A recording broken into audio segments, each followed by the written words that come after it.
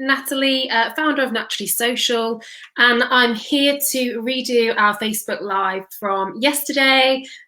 Me and my housemate, God love her, we've been working tirelessly today to get our Wi-Fi connection sorted, and fingers crossed it's all good. So I'm going to give it another 30 seconds or so. Make sure you guys can hear me and see me. If you can let me know, awesome. Rachel's letting me know it's all good. So I'm just going to make sure that you can hear me okay, and that we haven't got too much of a delay. But from my end, picture looks really good. So cool, awesome. Thanks, Rach. That's brilliant. She's there giving me the thumbs up. Amazing. So we will as we wait for people to arrive, this is also going to be available on the replay, and I understand that I had quite a few people signed up to watch yesterday, so I'm really sorry, guys. Hopefully you've come back today. If not, then this replay will be there for you to watch afterwards. Today we're talking all about using Facebook groups to connect with your audience and how to build a community on Facebook. You know, at this kind of, in this kind of time where businesses, and a lot of businesses and brands are kind of going, how do we, you know, stay in touch with our prospects as well as how do we retain our customers? Facebook groups offer a really great opportunity to do that. I know a lot of people are spending more of their time, they're shifting their focus now to work on their business. And Facebook groups and building communities this way is giving them a wonderful opportunity to do that. So if you do have any questions as we go through, as always, pop them into the comments box and I will be more than happy to answer them as we go. If you're watching on the replay, then equally, you can pop questions into the comments box and I will pick them up at a later date or another day, and I'll keep popping in. So let me get myself down here so you don't have to see me all the time. Dun, dun. Oh, other way, I always do that. La la la. Okay, so we are talking all about Facebook groups today. One of the things that I love, I've told you that my name is Natalie. Here's our website. We are a social media agency based down in Wiltshire, and we work with those who put purpose before profit. So we love to resource the difference makers of the world, and we do that through one-to-one mentoring, training, and full service agency stuff. So yes, that's us. Why I love Facebook groups, I love them because they really bring a kind of highly targeted group of people together who have the same interests. And there's one particular group that I love here in Wiltshire. It's in Bradford-on-Avon. It's called the Historic Bradford-on-Avon Facebook group, and it's run by one of the local estate agencies here. And what they've done is they've created this group of people who absolutely love where they live. They love Bradford-on-Avon. They have generations of families who have lived there, and they really love to share photos and imagery and memories about the town that they live in. And there's no sales from the business at all, ever. It's all about fostering that community and giving those people with that shared common interest a place to go. So always bear that in mind when you're creating a Facebook group. And we'll come on to some of the reasons as to why and if you fall into those categories of Facebook groups shortly. Okay, so these are a few of the things that we'll be going through today. So how to create a community beyond your business page, how to engage your audience, and then some tips for a successful group. I never call it, I know in here they call it group pages, but I always call, it's really important to differentiate between group and a page because they work slightly differently. So this is the value of Facebook groups. Facebook groups are really about building a community. They're meant to help create conversations that are less about your brand and more about the shared interest of the people in that group. So like I said there about the Kingstons Facebook group. They're also a safe place and should be a safe place for people to talk. But as a business, they're an excellent opportunity for you to have conversations with your customers that aren't about sales, but actually it allows you to learn through conversations with those people, with your customers, about what they want you to do or what matters most to them. And that should help you to tailor how you use Facebook. And it should also help you to decide on your messaging, and can help you decide on how you service those customers and whether or not you develop those services. So just a quick kind of rundown to how groups work. Everybody must start off on Facebook with a profile. We all know that. Your profile then creates a business page. And then through that business page, you can now create groups. Okay, so before, this is about a couple of years now, actually, a year or so, I think 18 months, 2 years, you can only create a group through a profile, and you could only join a group as a profile. Well, now Facebook allow groups to be created by pages, so pages can now join other groups, which is super useful. Again, guys, if you've got any questions as we go, do just pop them into the comments and I'll keep checking back for those. Cool. So your group page and your business page are separate from each other, but they're linked. So when you post in your group page, your profile name is your business, not your personal profile now. And as all your group messages will come from your business page profile, your posts then stand out in that group and remind people who the brand is or what brand is behind that group. As I mentioned, you can also join other groups now from your business page. That's a great way to connect with partners and extend your business voice on communities that already exist. I like to talk about, I often say, going to where the conversation is happening. Okay, so there's a lot of Facebook groups out there. Sometimes as business owners, or just getting used to social media, we expect everybody to find us, but quite often that's not going to happen. People don't necessarily go online and think of that certain business and are they on social, so they'll discover recommendations in other groups. So you'll find lots of local communities that already exist that have been set up by individuals. Sometimes they're a great place for you to go and build relationships with your ideal customer, right where they're having those conversations that matter to them. And now you can do that as your page. So that's really good. So is a group right for your page? Groups are there for customers to share, discuss, and build communities around. So common interests, causes, issues, activities even. So for those of you deciding whether or not a group is right for your business, these are the kind of things that you need to think about. Are you enhancing an emotional connection with your audience? Are you wanting to speak with your customers who share a passion that's relevant to your business? I know a small business here in Wiltshire, again, called The Secret Crocheter. She set up a lovely Facebook group called Crochet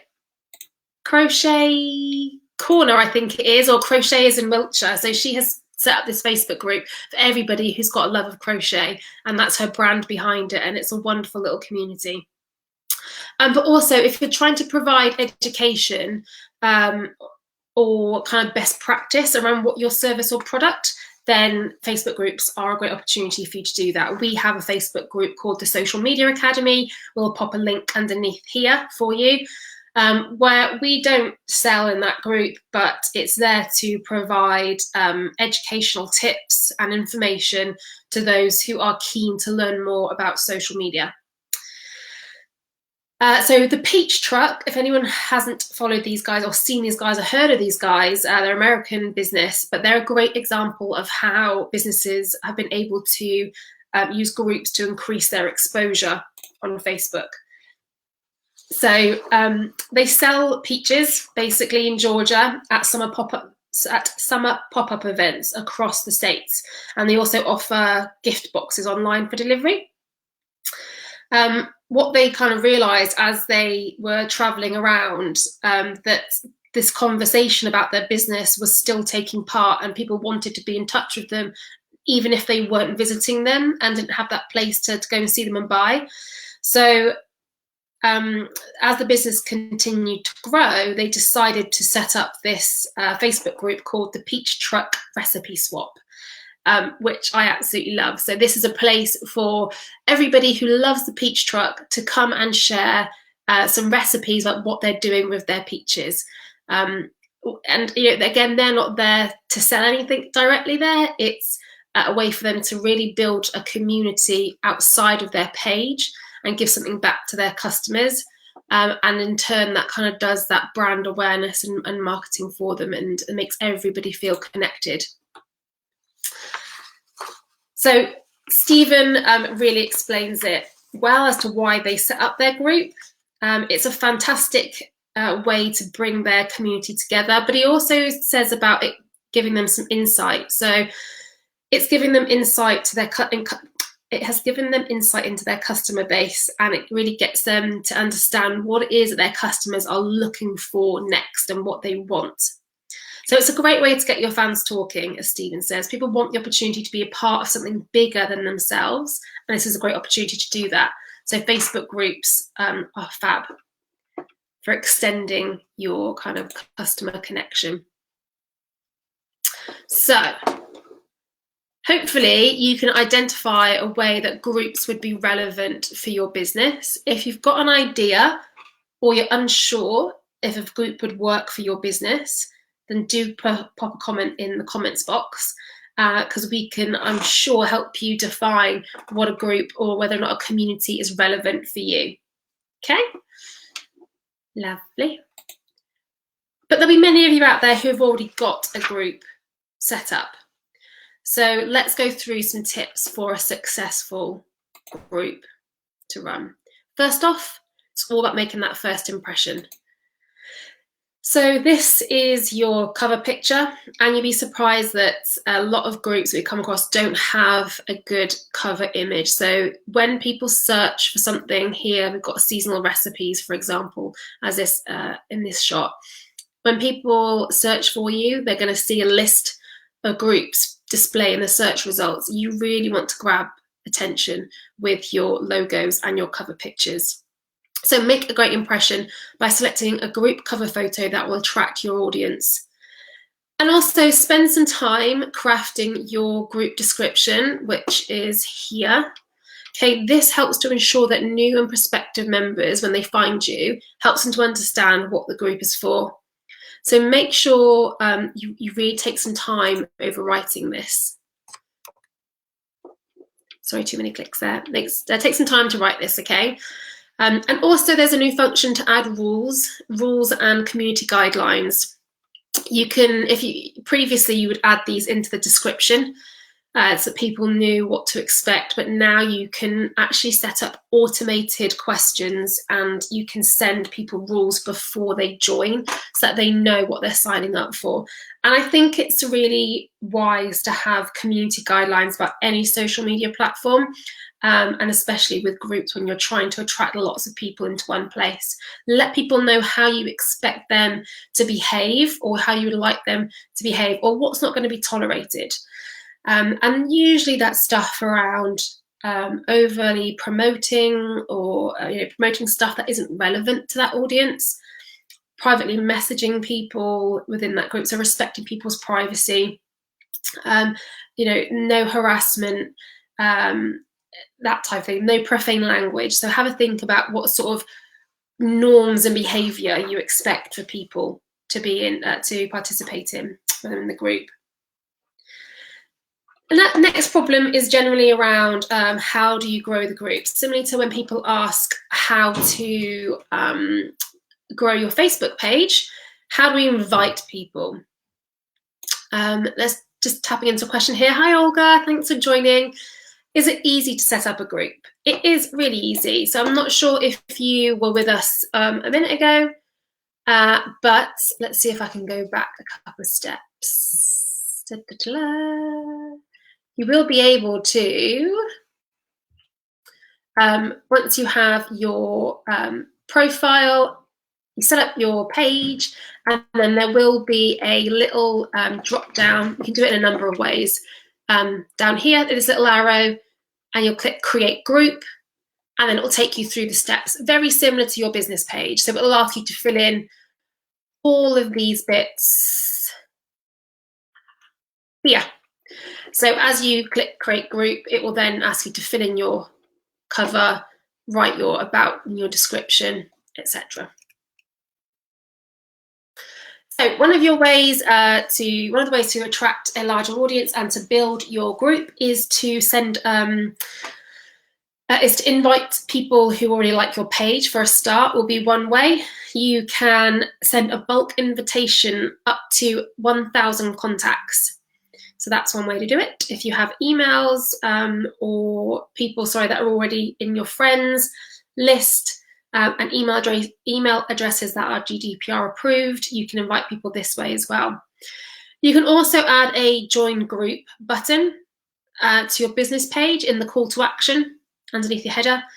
And always good idea to encourage members to invite their friends. If they're getting value from it, you can encourage them to ask their friends to join.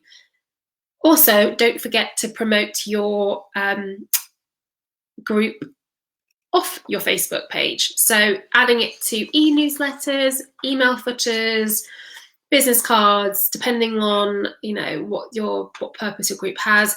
Don't forget the offline marketing too. Another way to run a really great group is to make sure you welcome new members. It's key that you welcome new people as soon as possible to make sure they feel a part of your group. Okay, so when they join, try and ask them to introduce themselves or ask them a question, because by engaging with them directly, you're going to ease them straight into the group and they'll know and be reminded that this is why they're there and that they're in the right place for a start. And you'll probably keep the interaction up then straight away. If you have a lot of people join your Facebook group and you don't get a lot of interaction, you can often lose them in kind of the algorithms, I guess. So it's really key to welcome new members as they join. And you can do this with a welcome post, which is automated by Facebook. It will actually prompt you to write a welcome message. Or you can use Messenger to welcome everybody as they join. Okie dokie. So, next point is all about the content, and we're all about the content. So it's really important to create targeted content for your group page. A little preparation does go a long way, so try and get a content calendar together and have a think about how you will, what you'll say and when you'll say it. It's also not recommended. I like to encourage people to use all the features in your Facebook group. So things like here we can see on Jasper's Market, they're asking polls from people. So what would you want to see us sell? What's your favorite fruit? This gets everybody engaging. And I always say the features are there for you to use. So don't be afraid to use them. Facebook Live is a really great way to engage with your group as well.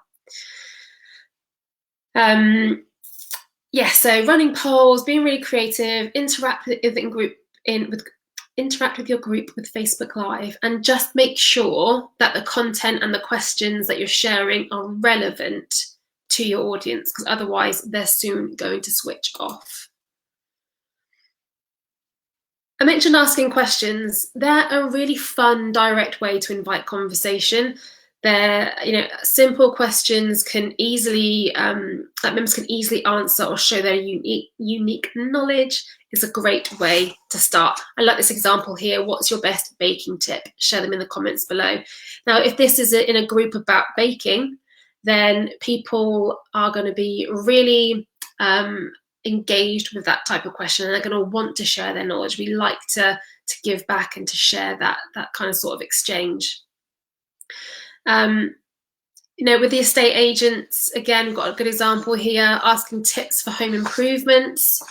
I ask questions like, what channels do people enjoy using? What do they struggle with? What do they think about changes to Facebook, etc.? Which leads us on, when you are asking questions, to make sure you comment and tag people in posts. So let your audience know that you're paying attention. commenting on their comments, commenting on their posts, even just to acknowledge that you're happy they've posted. It really does encourage them to post again. And also, if you tag them into your response, they'll get a direct notification that you are talking to them, which is always a nice little kind of pat on the back for people who are getting engaged. Collaborating with members, you can,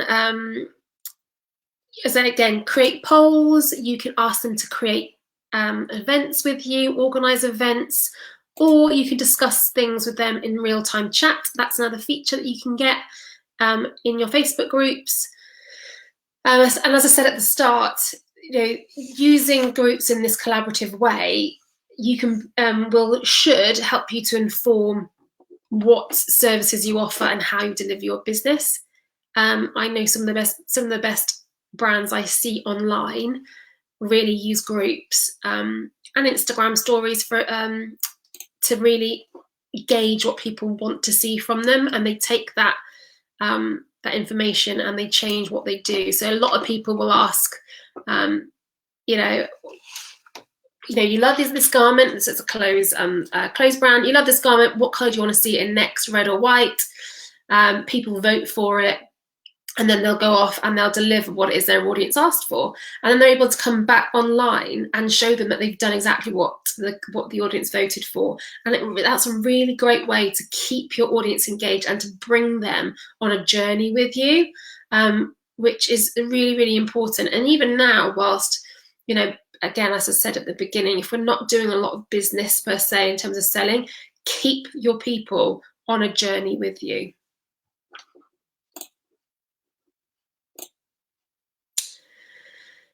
So Claire Lee is an owner of this business, Venue Queen Limited.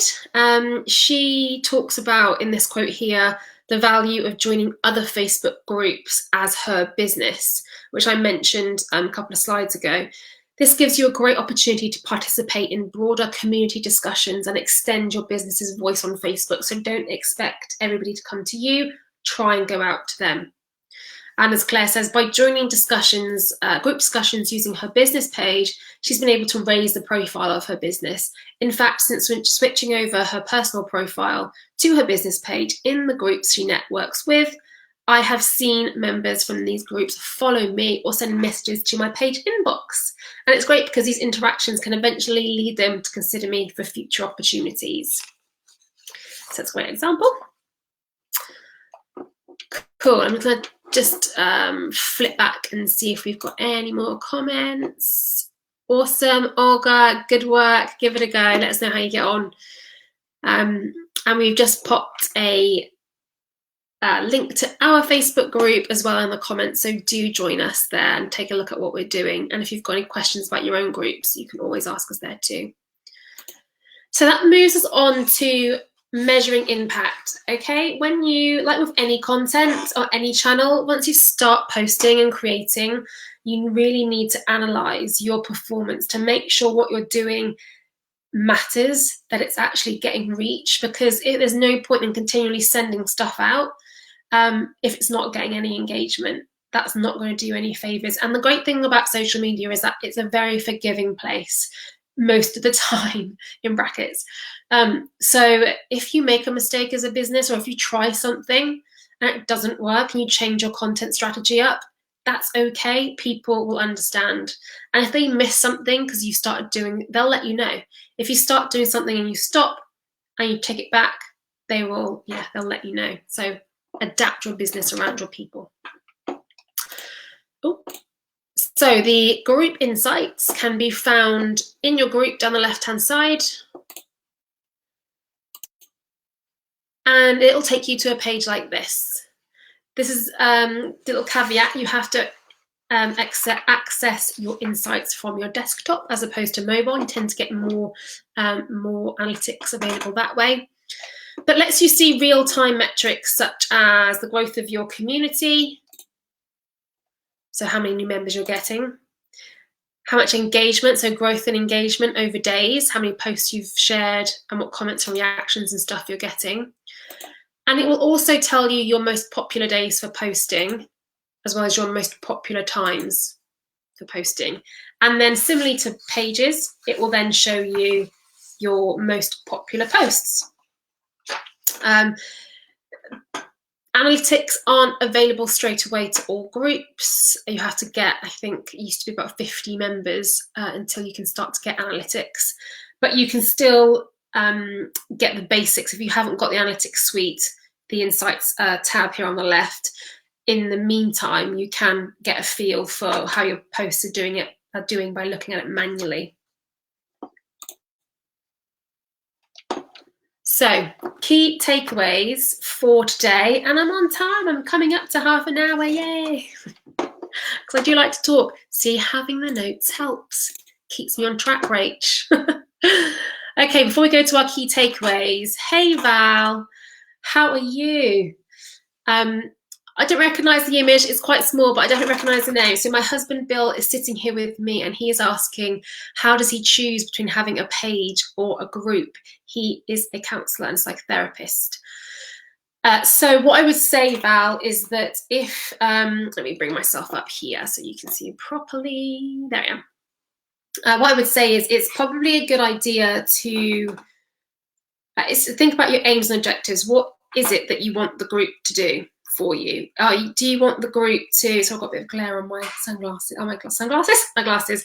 Do you want to do you want to use your page as a kind of funnel of sales and brand awareness, or are you trying to offer something that's exclusive and more of a support network to your current customer? I think understanding that first will help inform your choice. It might be that you need both. So for instance, our Facebook page is about brand awareness and getting that kind of top of the marketing funnel bit, trying to capture lots of people's attention. And then we try to funnel them down into our Social Media Academy, which is an exclusive Facebook group where people can get more value from us, really, and we can support them in a more targeted way. The great thing about Facebook groups is that they can be closed, private, or open. So there's very much and secret, which is kind of private. So there are options for your husband, for Bill, to consider. I hope that helps. Let me know. Pop into the Social Media Academy, and we can definitely pick that conversation up further if it's relevant or if it's needed. Thank you though, Val, and thank you, Bill. Thank you both for watching. Cool. Okay, so our key takeaways from today's live are: make sure you foster your community with groups. So it's an excellent opportunity for you to have conversations with your customers, and these conversations should be giving you insight into what matters most to them. And that can help you tailor how you use Facebook, how you can decide on your messaging, and what services you offer your customers. Make sure you share content regularly in order to ensure your members are connected and that they stay engaged. It's really important to share content regularly, and whatever regular means to you that you can fulfill. So once a week, twice a week, 3 times a week, whatever it is, if you've got the content and it's relevant and you can commit to that, then share, make sure you have that pattern down and create that content calendar. And then lastly, always monitor your group insights, similar to any social media page or platform. Make sure you monitor your insights so you know exactly what's performing well, what works with your community, and use that to adapt how you keep moving forward with your group. Amazing. So that is the end of this week's Facebook Live, all about Facebook groups and how you can build a community with them. I hope that was really helpful, or at least helpful for some of you. And if it was, then do comment and let me know. Do pop along to the Social Media Academy. We do also have a monthly newsletter that we send out, so you can be kept up to date with the next Facebook Live and all the events that we run online and offline in the future. We'll pop a link into the comments box below as well for that too. Olga, you're very, very welcome. Val, you are also very welcome. Thank you to everybody who's joined me today, and thank you to anybody who's going to be watching on the replay. Really appreciate your attention. Thanks for bearing with me from yesterday. And next week, we're going to be talking about Instagram. So join me on Wednesday, and we'll be talking about Instagram. Cool. Thank you so, so much, and have a great rest of your week. Bye, everybody.